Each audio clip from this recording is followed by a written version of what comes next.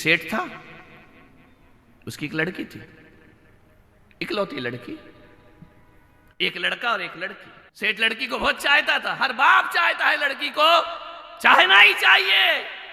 मैं नहीं कहूंगा बेटियों से नफरत करो, नहीं तो कुछ ऐसे नापाक घर ऐसे हैं आज भी हिंदुस्तान में, लड़की हो जाए तो ऐसा मुंह बनाते हैं जैसे नीम का काढ़ा पी लिया हो। ध्यान रखना मान्यवर, लड़के और लड़की में भेद करना बंद करिए। 21वीं सदी में जी रहे हैं आप। आपके घर लड़की नहीं हुई तो आप मातम मनाते हैं, लड़का नहीं हुआ तो मातम मनाते हैं। अरे लड़का हो या लड़की हो कोई फर्क नहीं पड़ता है।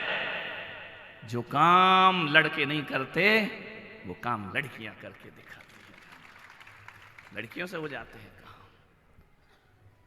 बुढ़ापे का सहारा बेटा ना बने तो बेटी बनती है। ध्यान रखना, बेटा दुत्कार देता है, बेटा बहू लाके बहू का हो जाता है, लेकिन बेटी ससुराल में रहकर भी माँ बाप का ख्याल रखा करती है। मान्य बहुत प्यार था उसे अपनी बेटी से, इतना प्यार, इतना प्यार, इतना प्यार, इतना लाड़ प्यार उस सेठ ने दिया कि बेटी लाड़ लाड़ में लड़ंका हो गई, जिद्दी हो गई, किसी को कुछ समझती ही नहीं। मैं एक बात कहता हूं कि बेटों से भी बड़ी जिम्मेदारी बेटी का पालन पोषण करना है, ज्यादा बहुत बड़ी जिम्मेदारी होती है। जिद्दी हो गई लड़की, अहंकारी हो गई लड़की, उत्तेजित होती बात बात पर, किसी को कुछ नहीं समझती, घमंडी हो गई। एक बात याद रखना बेटियों, ये तुम्हारा घमंड, ये तुम्हारी उत्तेजनाएं, ये तुम्हारा जिद्दीपन पीहर में तो चल जाएगा, ससुराल में चलने वाला जिंदगी बर्बाद हो जाएगी तुम्हारी। ध्यान रखना, खराब हो गया लड़की का स्वभाव, लाड़ में प्यार में। सुविधाएं दो, नेचर मत बदलो, नेचर मत बिगाड़ो उनका। अकड़ में जीती लड़की, ससुराल में कौन अकड़ सहन करेगा? कोई नहीं करेगा। समय बीता, उस सेठ ने अपनी लड़की की शादी कर दी, लाखों रुपए का दहेज दिया, बड़ी शाही शादी करी। ऐसे ही बैंड बजा होगा, ये बज रहा है, क्या करे, कौन सा बैंड बज रहा मुझे तो मालूम नहीं है, लेकिन इतना मालूम है कि पति को हस्बैंड कहते हैं। समझी गया? हस्बैंड किसे कहते हैं? जो हंस हंस के बजाया जाए वो हस्बैंड, और वो बेलन से बजता है। ध्यान रखना, बहुत बुरी दशा है पतियों की। चली गई ससुराल शादी करके, 8 दिन नहीं हुए, 8 दिन भी नहीं हुए, पिता के पास फोन गया कि पापा जल्दी आओ, जैसे हो वैसे आ जाओ। बाप ने कहा 8 दिन हुआ है अभी, ऐसा क्या हो गया बेटे, कोई कार्यक्रम है तुम्हारा? बोले कार्यक्रम छोड़ो, जैसे खड़े हो वैसे ही आ जाओ, मैं इस घर में अब रहने वाली। अरे बाप रे, 8 दिन में तमाशा शुरू, मैं इस घर में नहीं रह सकती, मुझे आओ वापस लेकर के जाओ। पिता ने कहा कि यार अब भी तो शादी हुई है। बेटी ने कहा पापा आ रहे हो या मैं सुसाइड कर लूं? बाप ने कहा नहीं बेटा मैं आ रहा हूं। सबसे ज्यादा मजबूर यदि धरती पर कोई होता है तो बेटी का बाप सबसे ज्यादा मजबूर और लाचार होता है, और उसे लाचार कोई ससुराल नहीं बनाती, तुम्हारा व्यवहार उसे लाचार बना दिया करता है। रोने लगी, पिता गए, पहली बार समझी जी आ रहे, अच्छा स्वागत होना था, आओ वगत होना था, मनुहार होना था, समधन जी आती, पानी पूछती, आइए, जय जिनेन्द्र करती, राम राम करती कि आओ बैठो, कोई नहीं बोला। ना लड़के का पिता बोला, ना लड़के की मां बोली, ना जिठानी, ना देवर, ना ननन, कोई नहीं बोला। सन्नाटा उस घर में। 8 दिन पहले जहां सहनाई बज रही थी वहां मातमी माहौल है। सीधा गया बेटी के कमरे में। बेटी क्या बात है? लिपट के रोने लगी। अभी इसी वक्त मुझे घर लेके चलो, मैं इस नरक में नहीं रह सकती। पापा तुमने मुझे कहां पटक दिया, कहां मेरी शादी कर दी? एक भी आदमी सही नहीं है इस घर का, मुझे अभी लेकर चलो। पिता ने कहा बेटा थोड़ी तेरी सास ससुर से पूछ लो। अरे क्या पूछना उनसे? कुछ नहीं पूछना, मैं इस घर में बिल्कुल रहने वाली नहीं हूं। फिर भी बाप था लाचार, गया सास के पास की, बहन जी मैं अपनी बेटी को ले जा रहा हूं। सास ने कहा कल का ले जाने वाला इसी वक्त ले जा, और दोबारा ये बला हमारे यहां भेजने का नहीं। बाप ने कहा यार 8 दिन में मेरी बेटी के लिए क्या सुन रहा हूं? बोले दोबारा इस घर में नहीं आना चाहिए, अभी ले जाओ। किसी ने पानी को नहीं पूछा। किसकी वजह से? बेटी के व्यवहार। माँ बाप की भी बदनामी होती है, माँ बाप की भी इज्जत खराब होती है। ससुराल ही दुखी नहीं होता है, तुम्हारी परेशानी से माँ बाप भी दुखी होते हैं। ले गया पिता बेटी को, घर पहुंचा। उसने पूछा बेटी अब बता बात क्या है, ससुराल कैसी है तेरी? बोले एकदम नरक। 8 दिन में नरक? बाप ने कहा अच्छा ससुर कैसा है? बोले राक्षस, इंसान ही नहीं है वो तो राक्षस है, राक्षस। अच्छा बेटा तेरी सास? अरे डायन नंबर 1 की सास, डायन, ससुर राक्षस। उसने कहा बेटा तेरी ननद कैसी? नंबर 1 की चुगलखोर, इसकी चुगली उसकी चुगली, दिन भर उसका यही काम है, घर को नरक बना दिया उसने। तो बोले बेटा देवर? बोले आवारा, घूमते रहता है गलियों में सलूम्बर की, यहां वहां छोटी छोटी गली, सलूम्बर जैसी गलियां तो मैंने कहीं नहीं देखी जिंदगी में। मुझे पता ही नहीं पड़ता कहां जाओ कहां निकल जाओ, इस गली से जाना उस गली से जाना पता ही नहीं। जब वो एक आध दुकान के नाम पढ़ता हूं तब लगता है सही गली में। बोले बिल्कुल आवारा, घूमते रहता है। बोले बेटा एक बात बता, तेरा जेठ नंबर 1 का धूर्त मूर्ख कहीं का। जेठ मूर्ख? तो बेटा एक बात बता दे, तेरा पति कैसा है? बोले यमराज। मेरी यमराज से शादी कर दी तुमने? बोले पड़ोसी। बोले LLB। LLB? हाँ ऐसी भाषा में नहीं बोलती, तुम समझते हो। बोले बेटा लफंगे बदमाश। बाप समझदार था थोड़ा, उसने कहा यार घर का एक मेंबर भी सही नहीं, मेंबर तो छोड़ो पड़ोसी भी।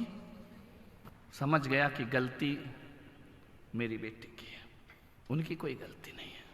समझदार बाप बेटियों के घर नहीं उजाड़ा करते हैं, ध्यान रखना। समझदार तो समझ गया गलती कहीं और नहीं, गलती यही है। मैं नहीं जाऊंगी पापा ससुराल। बोले बिल्कुल मत जा बेटा, यहीं रह, आराम से रह, जॉब कर, आराम से रह, जिंदगी काट, अपने आप पैसे की क्या कमी है। कुछ दिन बीते,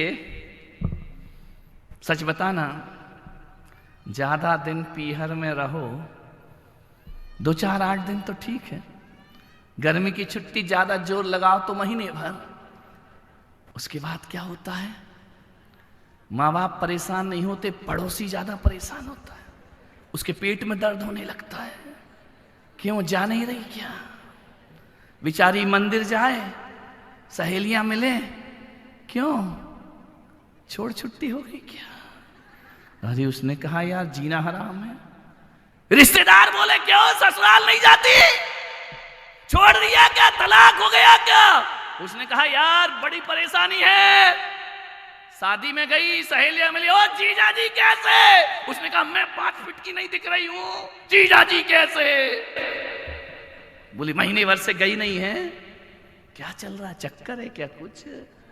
उसने कहा बाप डैडी यहां तो जीना मुश्किल है, शादी के पहले ही तक पीहर अपना होता है, ध्यान रखना।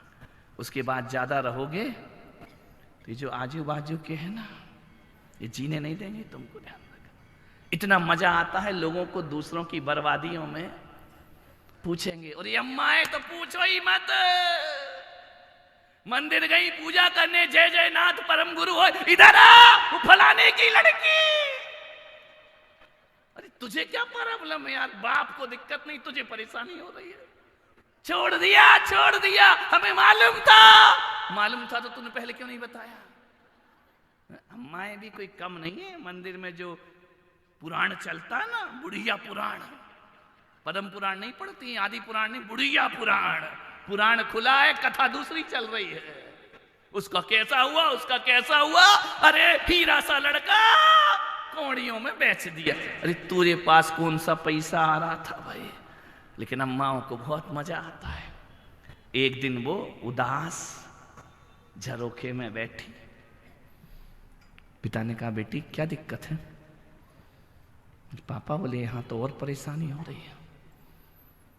बोले ये जो भाभी है ना, पहले आती थी,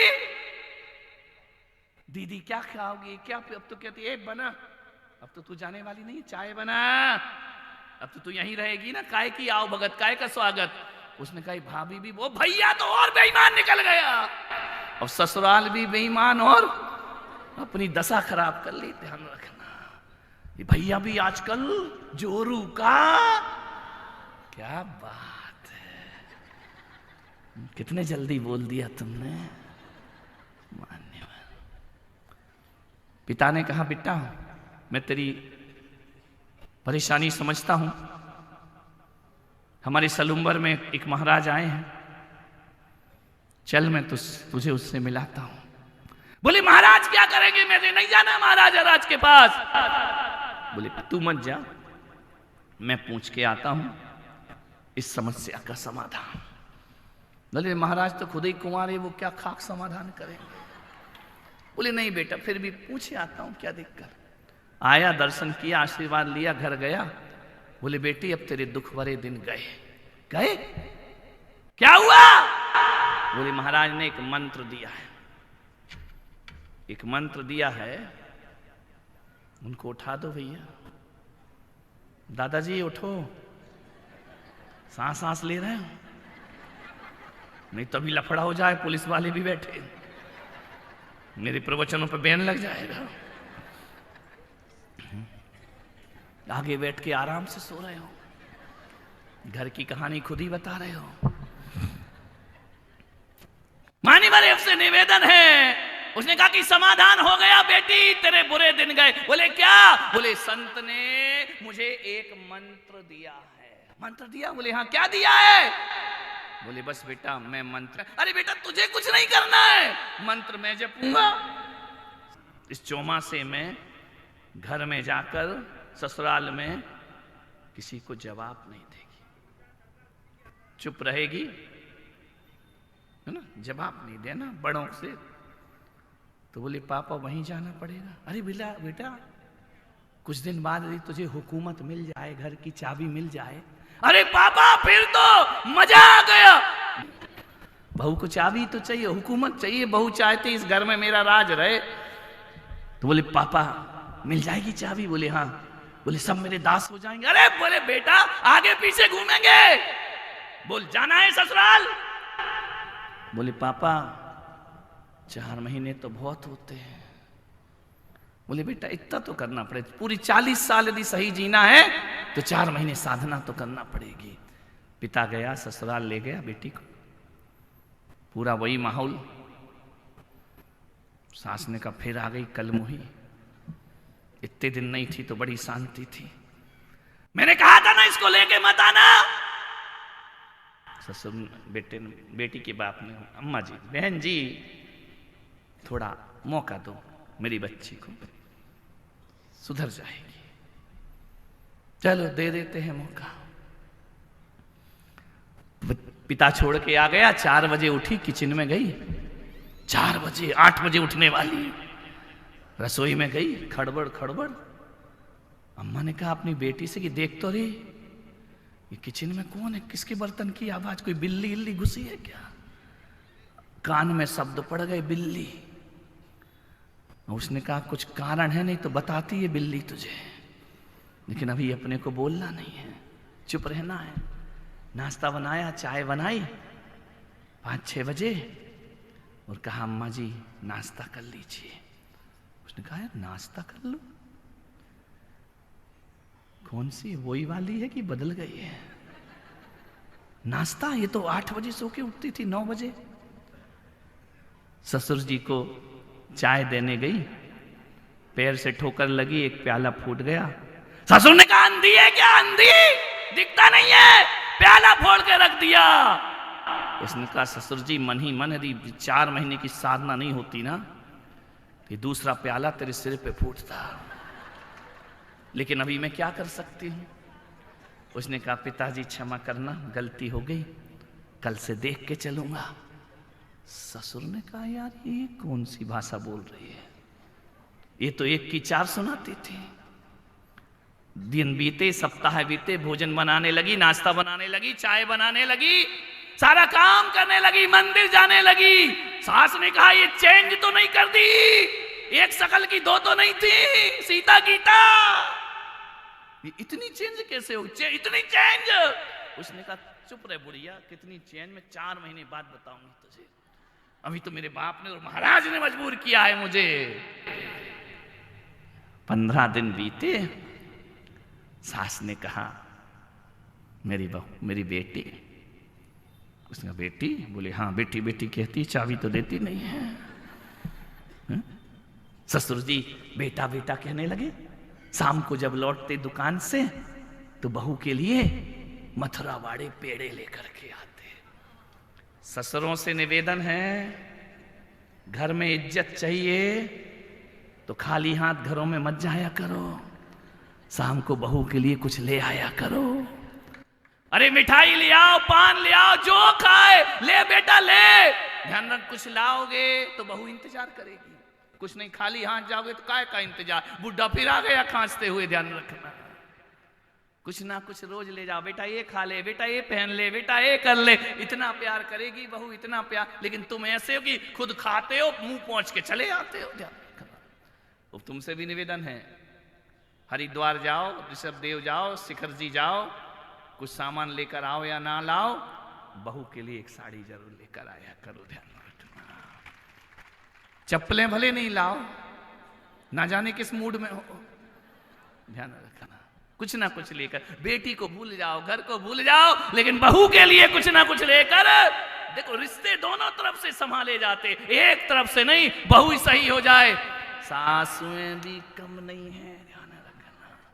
कौन बहू बोली महाराज चतुर्मास यहीं कर लो, अम्मा तो सुधार दो हमारी।